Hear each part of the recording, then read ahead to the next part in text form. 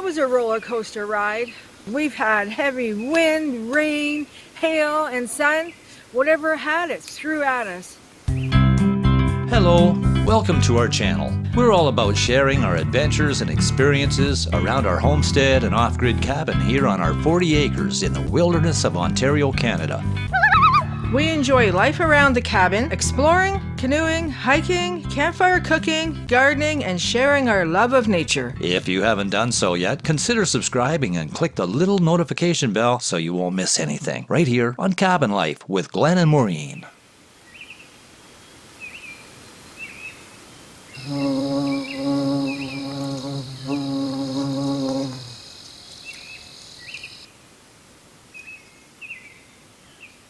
Hi, welcome to our forest garden. I'm Maureen, and today I'll be going through the garden doing some pruning, some trimming up, some harvesting, and taking a look at the herbs.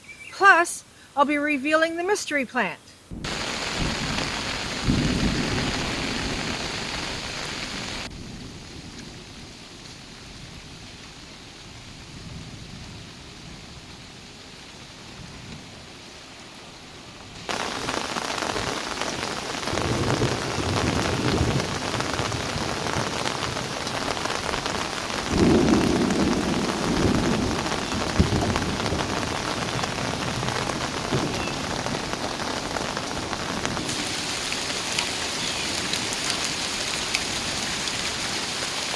I ordered some rain and thunder for you.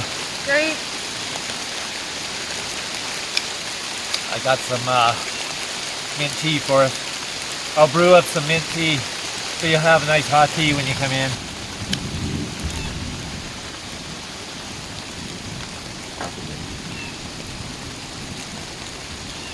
I'll pick some more.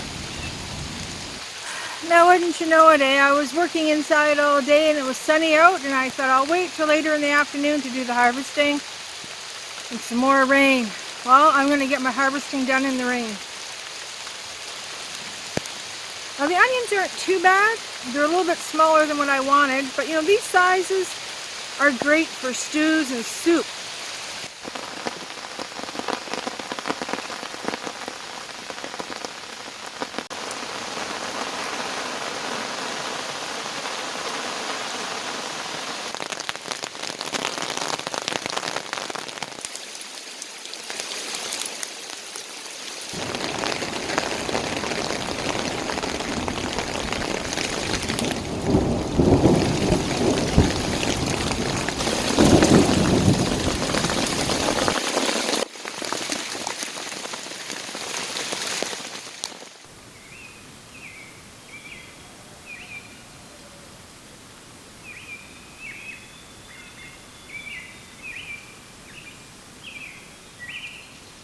Wow, that was quite the rainstorm. Wow, quick and fast thunderstorm. Just what we need, more rain. Anyhow, let's get back with the garden. I want to get this gardening done today. So now I'm going to be working on the herb garden, where we have the spearmint and the peppermint and the sage. And I'm going to trim those down, and parsley. As you can see, the spearmint's doing really good. Want to get this drying. Be nice to have some for teas. Yeah, so the garden went really good this year. The summer was a little bit different than usual. We had a lot of rain, but in between the rain, we had some really nice sunny days. The spearmint's taken over the garden. And there's the parsley. There's a fair bit there. And then we have the sage over here. It looks like it's getting taken over by the spearmint. So we're gonna have to move something there for next year.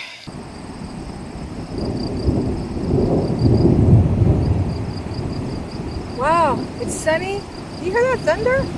Oh.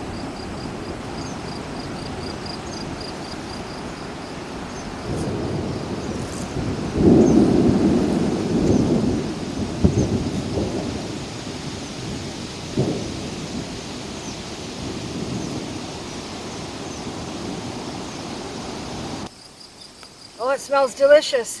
The peppermint's done really well this year, considering it's a transplant from another garden. and we've been picking it through the summer for tea. The peppermint plant is quite a prolific spreader, and so is the spearmint. And so what I plan on doing is making half of this bed for peppermint and the other half for spearmint. So I'm going to trim some now and take some in for tea, and then we're going to let the plants grow and see how much more mint we can get at the end of the season. And then we'll dry it for the winter.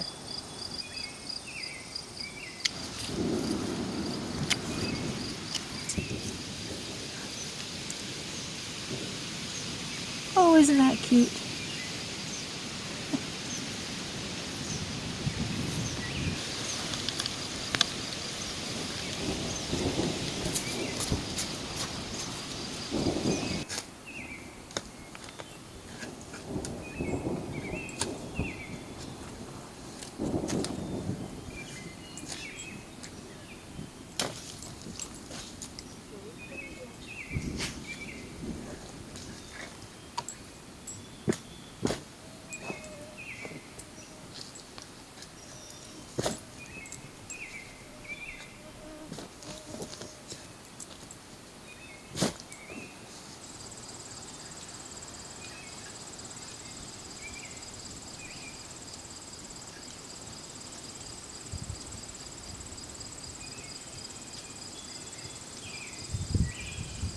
Looks like I'm going to have a gorgeous sunny afternoon to finish up the harvesting and the pruning of the plants and giving you an update. Everyone's been asking about the mystery plants, so I'll be showing you that in a bit.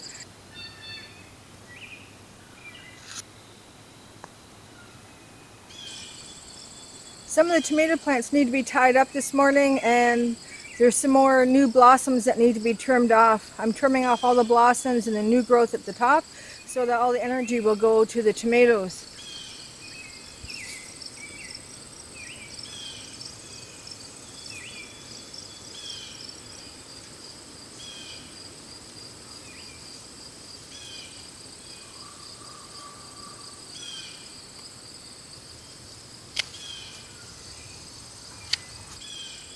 With this tomato trellis, I had thought of the idea of having 2 tripods and then separating them out further apart from each other.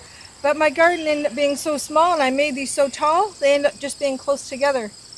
And then I ran some pieces of wood around in between them to hold the tomatoes up.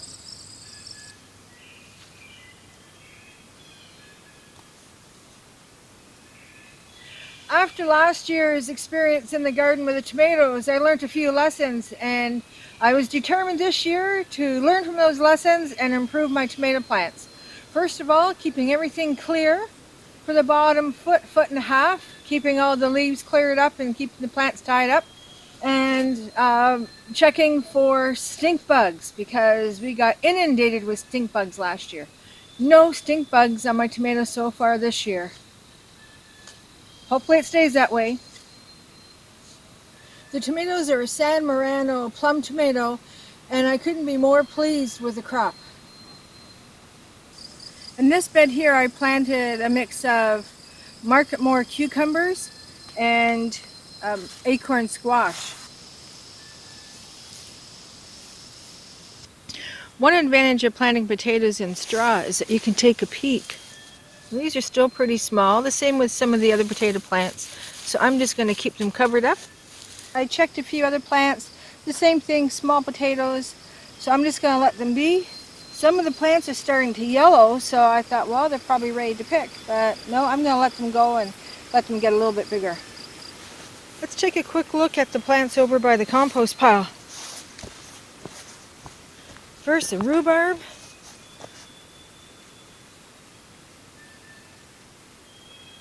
And then we got some squash over here. They grew in the compost pile. There's an acorn down there and some butternut here. These were late bloomers. They started in the compost pile, and it took a long time for the female flowers to start blooming. And now, something everyone's been waiting for. Da da da da da da!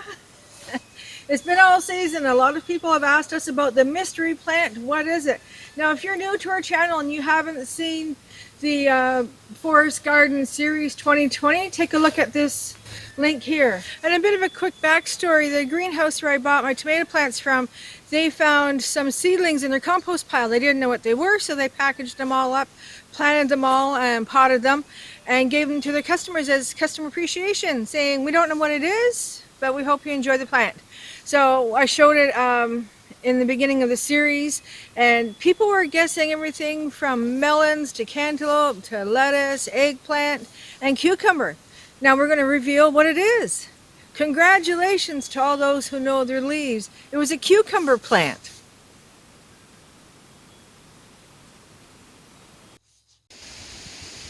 Well, that's it for this garden update. See you next time. For Glenn, I'm Maureen. Over and out, and take care.